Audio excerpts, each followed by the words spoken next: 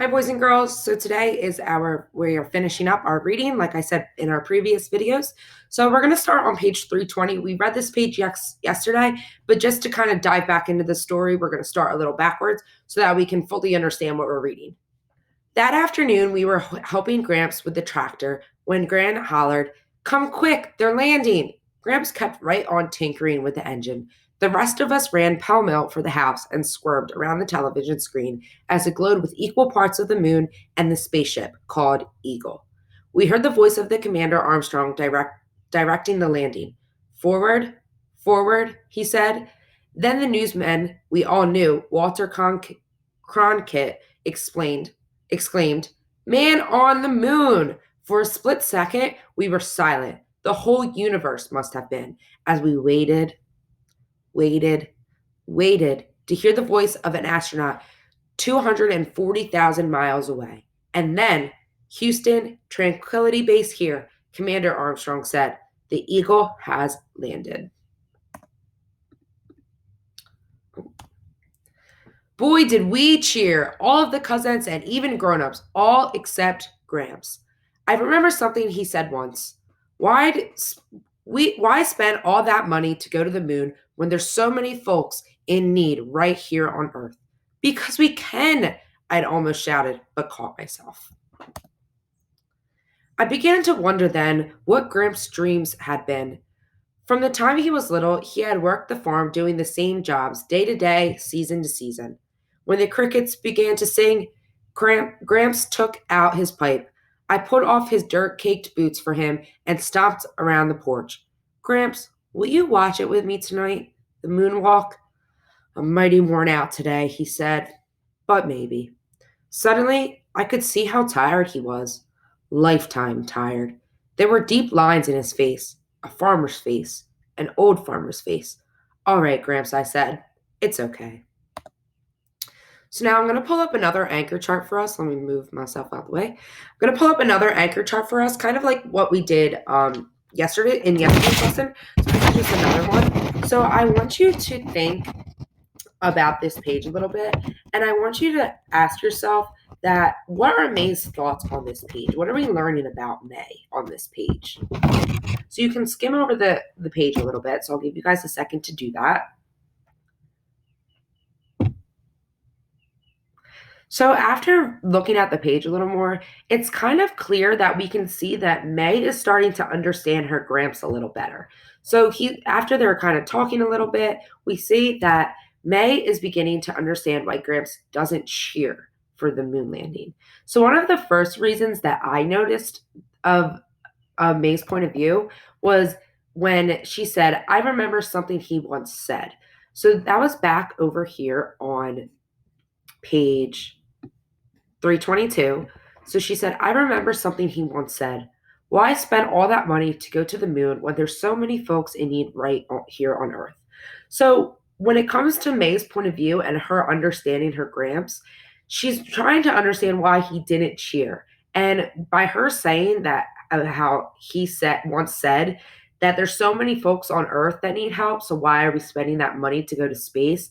It kind of helps May understand a little bit of maybe why her Gramps wouldn't cheer when the moon landed. Another reason that I noticed was that she said, "I began to wonder then what Gramps' dreams had been." And that's on page 323 at the top of it. So she says, "I began to wonder then what Gramps' dreams had been. From the time he was little, he had worked the farm, doing the same jobs day to day, season to season." So her Gramps is a hardworking man. He's worked his whole life here on Earth. So that just adds to another reason why Gramps might not have cheered or why he did not cheer during the moon landing. And our last reason that we can look at is that May says, "Suddenly I could see how tired he was." So again, that's on page 323 right here. She says, "Suddenly I could see how tired he was, lifetime tired. There was deep lines in his face, a farmer's face, an old farmer's face." So here's just another reason that proves that her Gramps is just such a hardworking man, and he really cares about the people around him that are here on Earth. So he kind of thinks that going to space and using that money to go up to space is kind of a waste, and he rather that money be put into the hardworking farmers and other hardworking people here on Earth. So that was just to kind of clarify. We used our anchor chart to kind of clarify what May's point of view was on her Gramps and why he may not have cheered during it. So, why didn't Gramps react to the moon landing? And that's because Gramps had a hard life, and he thinks that money should be spent on people, not to go and travel to Earth. And then also, what key details did May give us on page 322 that explain how Gramps reacted to the moon landing? So 322 is this page over here. So I'll give you just a quick second to skim that page again, and then we can go over the answer.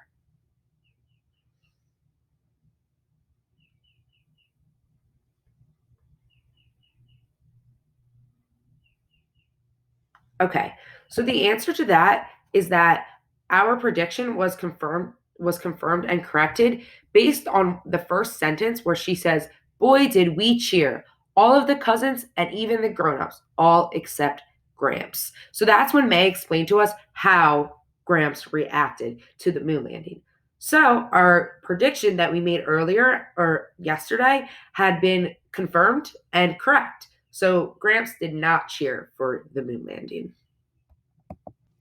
Once upon a summer's night in 1969, we spread blankets and folding chairs on the edge of the yard, where the buffalo grass grew thick and soft.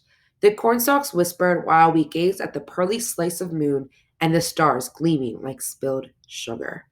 So let's pause there for a second. When May says that she was looking up at the stars that were gleaming like spilled sugar, if you close your eyes and you imagine that, if you spilled sugar all over the table or the or all over your desk, it would be a lot of little white pieces, right? A lot of little white little sprinkles. So that's helps you envision what May is looking at when she sees the stars. So she must see a bunch of stars because I know if you spilled sugar, you're going to have a lot, like a big mess. So she's definitely looking at a lot of stars. So using those little text features help us understand and visualize what May is looking at.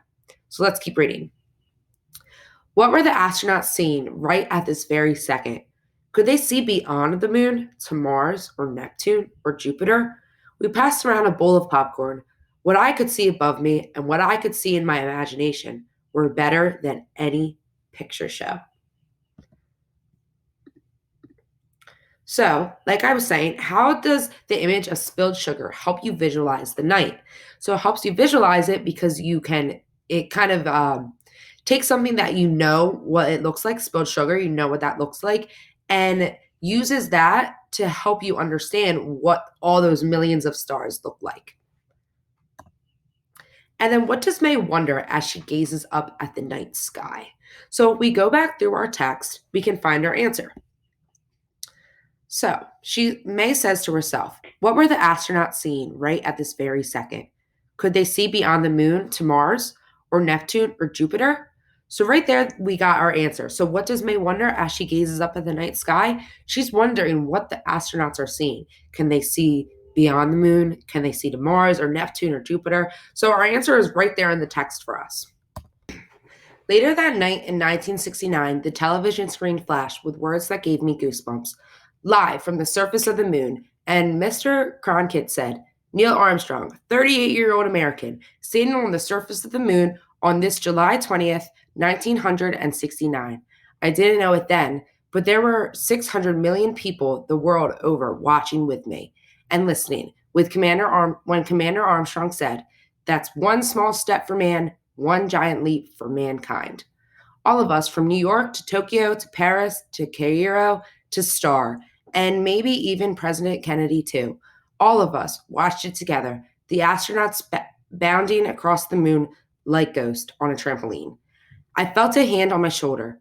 I reckon that's something to remember, Gramps said quietly. So I have a couple questions for us on this page. So what does May see flash on the television screen in capital letters? So I'll give you a second to look through the text.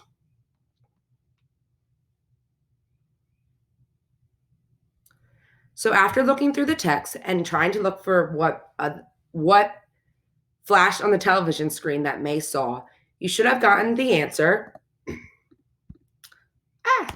Live from the surface of the moon. So you can go right into that text and find that answer.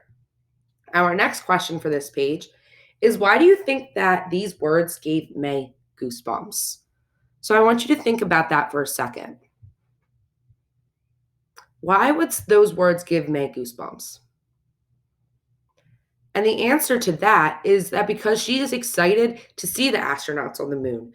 So if you ever gotten so excited and you're just so amazed by something, sometimes you get the goosebumps. It's just something that happens. So when she saw those words on the screen and in such an amazing moment in history, she got goosebumps right away. Our next question is, how does May describe the worldwide historic event on television? So again, you can go and look in our text and we can see how she describes it. So I'll give you a second to look at the text there.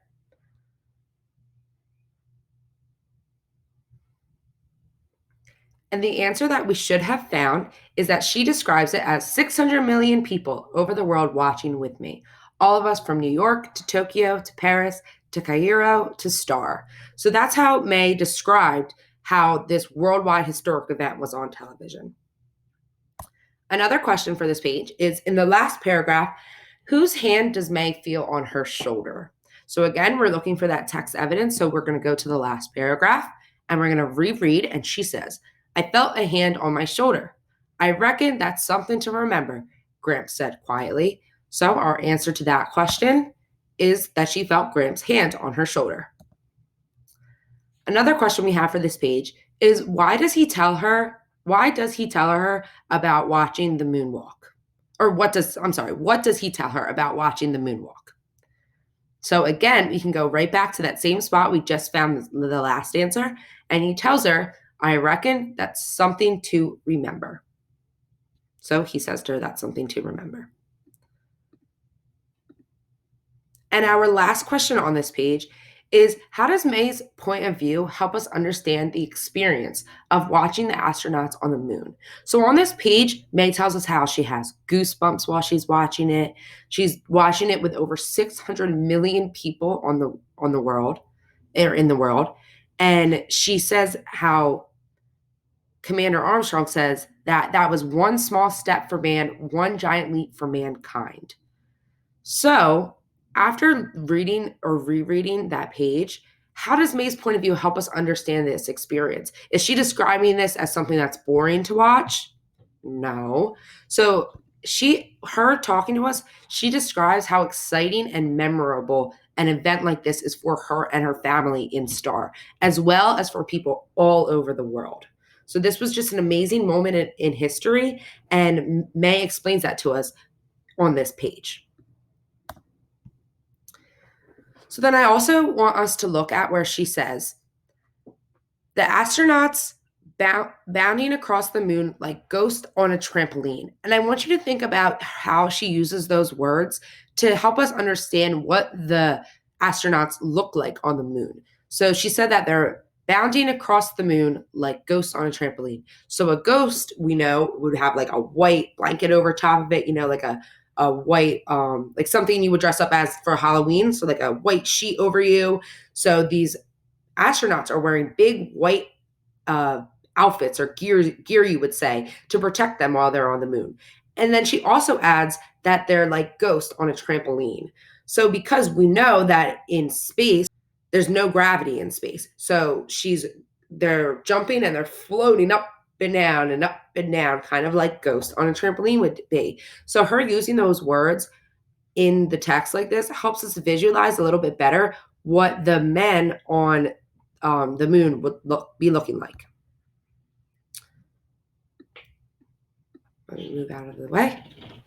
And let's finish up our story. So later, when it was as quiet as the world ever gets, Gramps and I stood together under the moon. What's mankind? I asked him. He puffed on his pipe. It's all of us, he finally said.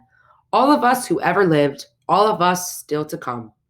I put my hand in his. Just think, Gramps. If they could go to the moon, maybe one day I could too. Great days, he said. An astronaut in the family? Who'd have thought? I smiled in the dark. My Gramps was proud of me. First airplane I ever saw, I was your age, was right over yonder, Gramps said, nodding towards the cornfield. That was something to see. Oh boy, something to see. A sigh in Gramps' voice made my heart squeeze. Keep on dreaming, May, he said. Just remember, we're here now together on the prettiest star in the heavens. Gramps had looked at the moon all his life.